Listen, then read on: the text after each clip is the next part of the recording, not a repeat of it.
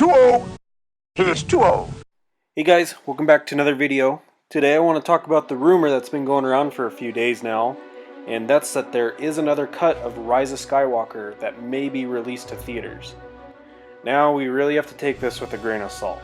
The post comes from Reddit, where they say that there is an anonymous source saying that there is around 30 minutes or so of extra footage that was cut from the final product.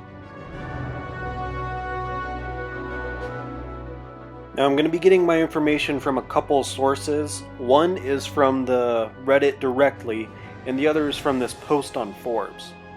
Now this is just a really bad title. The Rise of Skywalker was not a bad Star Wars film.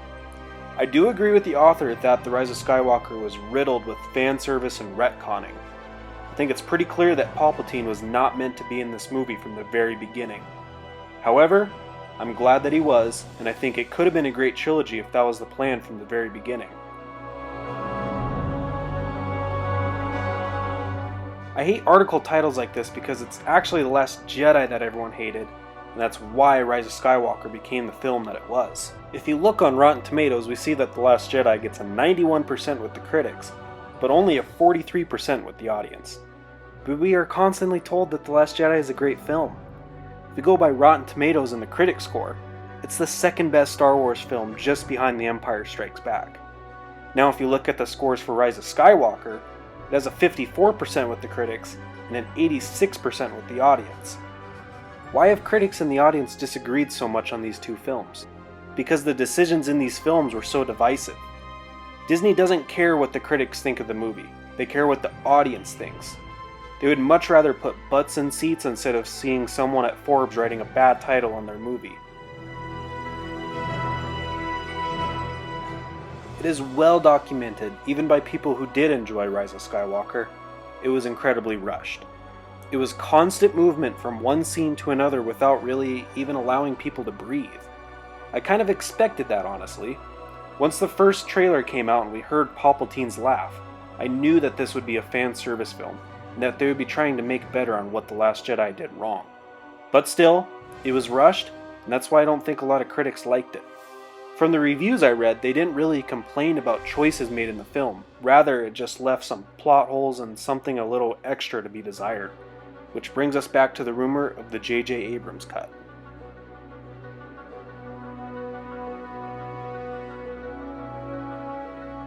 That little extra something that some people are looking for is really what makes this rumor of the director's cut so interesting. Now what I'm going to focus on and talk about is the scene where Rey is on the brink of death until she gets help from the voices of past Jedi.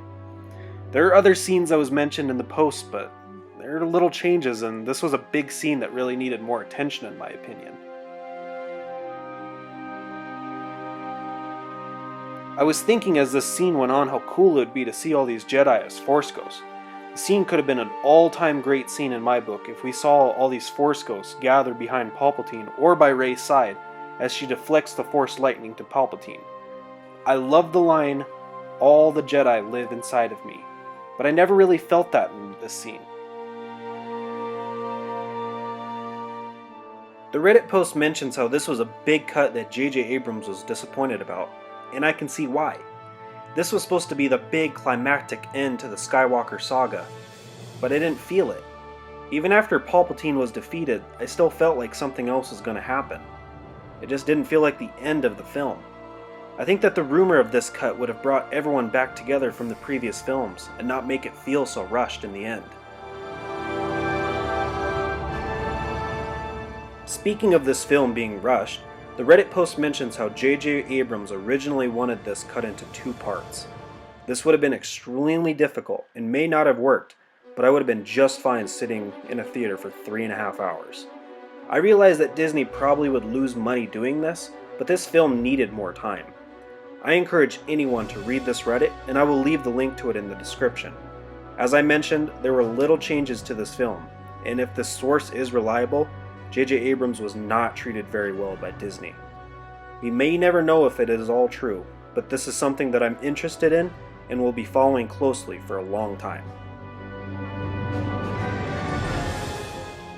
What do you guys think? Is this rumor true, or is it just hopeful thinking? Let us know in the comments. As always, like and subscribe, and we will see you in the next video. I'm getting too old for this sort of thing.